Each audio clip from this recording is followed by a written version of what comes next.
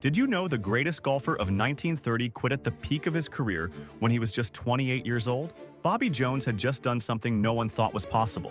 He won all four major golf championships in a single year: the US Open, British Open, US Amateur, and British Amateur. People called it the Grand Slam. But here's the crazy part. Right after achieving golf immortality, Jones walked away from competitive golf forever.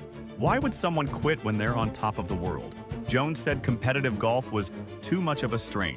He was trying to balance his law practice with a grueling tournament schedule. The pressure and media attention were crushing him. Most people thought he was crazy to retire. He could have made millions turning professional. But Jones had a different plan. He used his retirement to create something even bigger. He founded Augusta National Golf Club and started the Masters Tournament.